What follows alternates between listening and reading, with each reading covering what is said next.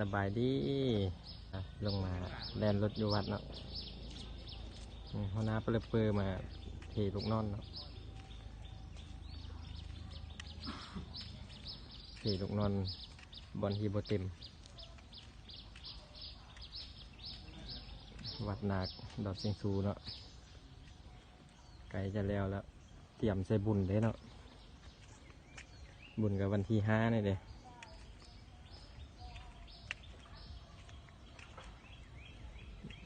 รอบวัดเนาะ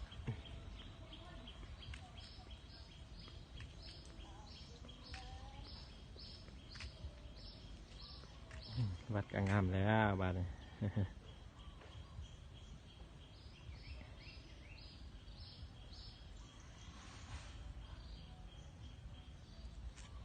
คุณยังบ่หันมาให้เนาะถ้าว่าเศร้าอยู่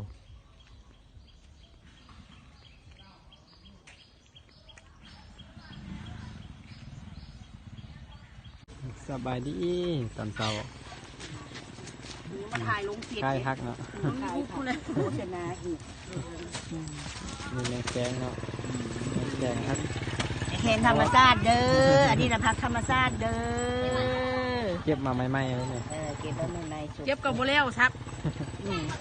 เฝ้าดิพูดนะเด้อโยนแน่เด้อคือหัวลาดกันเนี่ยอะไรกันนี้แบบนี้นะหัวหน่อยยังโบเลี้ยวเก็บยังโบเลี้ยวกันฮอดอยู่นั่งอะไรล่ะแม่หาเงินเด้อตัวเอาให้เนี่ยใจเด้อเพื่อเก้าพักเขาอีกก็จะมาเห็ดหานใหม่เนาะอยู่เพิ่งนี้ก็ได้ไอ้ลัดจะมาเห็ดหานใหม่ให้ในเขาเนาะพักสดๆเด้อลูกเครื่องกะลาบูซาเนาะมีมัดกล้วยที่กล้วยน้ำขนมครกก็มียังบ่ทันแล้วเนาะ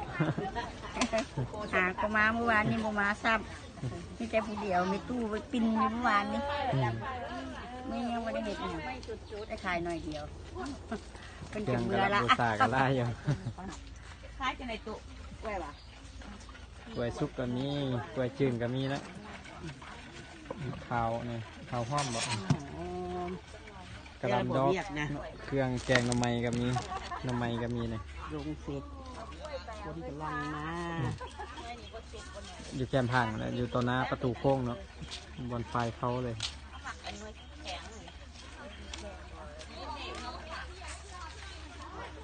อยู่ทางฝั่งนี่ก็มีหานเบียนขึ้นไปเนาะ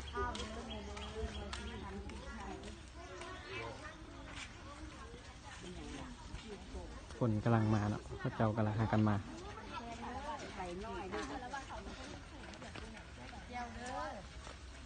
สารวันเพียงค่อยไปได้อยู่บ่สารวันเพียงค่อยไปได้บ่ตกแก่เด้อเนาะนี่จะตกแก่ตกอ่อนเท่าไหร่เนี่ยคล้ายเคียงอยู่วัดมาเนาะเป็นเรียนรถเลยซื้อค่าตะเกียบมาเทียนไม่เนาะเพราะว่าต่างนักบ่อะไรเนาะโอ้แลนได้แต่ซ้ำเที่ยวเนาะโอ้แดดมาเนี่ยกำลังงาน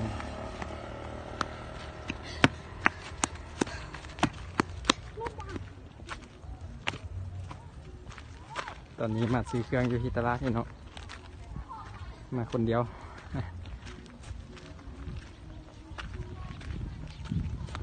โอ้แดดขนาดนี้สิจะข้ามไปดอนเนาะ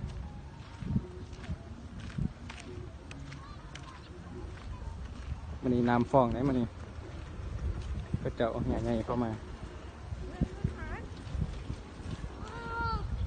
น้ำฟองยางลงขั้นใดอยู่เนาะ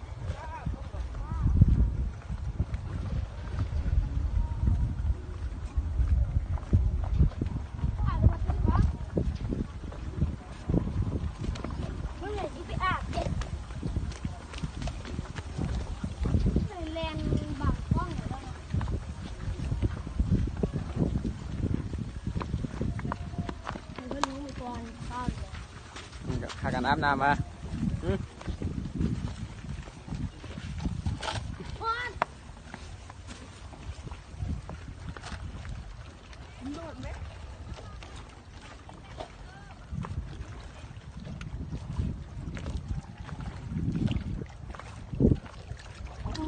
น้ำฟองแล้วมึง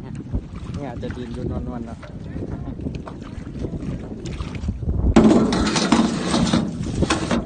แน่นก็ได้เงินแล้วก็ไปซื้อเครื่องรถเนาะเพราะว่ารถมันพอดีเลย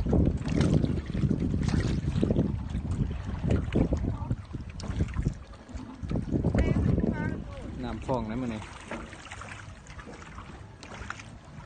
ตอนนี้ก็ไปเวียกมาเนาะเพราะว่าตอนเอาไปฟาวได้เนาะบ่ได้ถ่ายให้เบิ่งเนาะเอาไปเวียกได้เนี่ยมาแล้วเนาะกำลังจะข้ามไปดอนกูเสียมไปเสียมประตูให้พระเจ้าเนาะ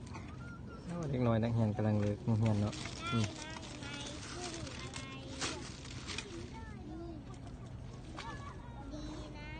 ข้ามไปดอนแล้วยางคาแห่เขาเจ้าเนาะโอ้ปลาน้อย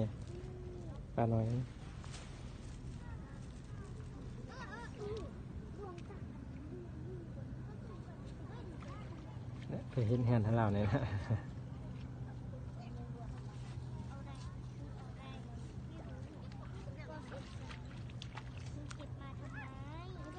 โอ้มันนี่แห่แล่นดีอยู่มันนี่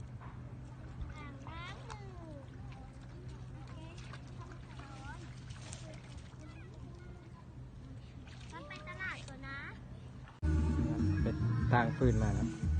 เต็มรถเลยไปซื้อนมมาห้ามปลาสุกุลมาเลยฟืนขึ้นมาเลยนะ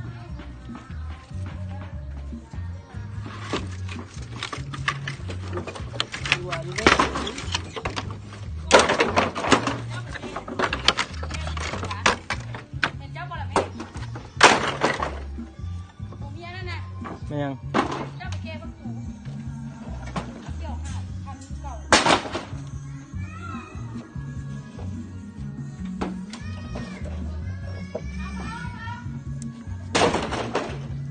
ชีไม่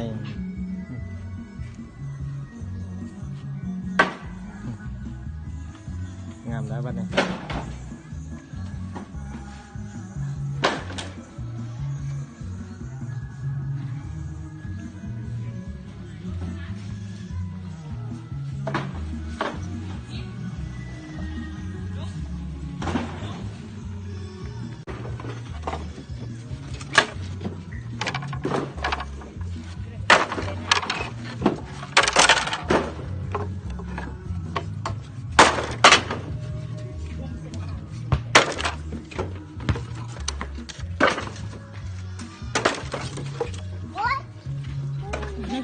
ได้มาเลย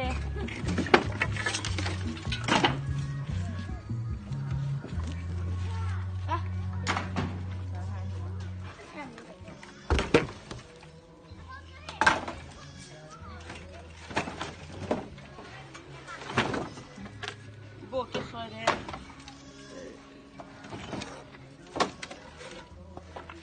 ว่าก็เย็บพี่นอกคิดทางครับเดี๋ยว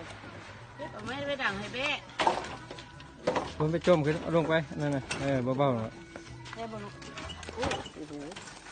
เฮ้บอลโอ้โหโอ้โหโ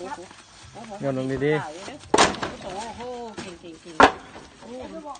เฉยไหมไว้กันนะเดี๋ยวมาเดี๋ยว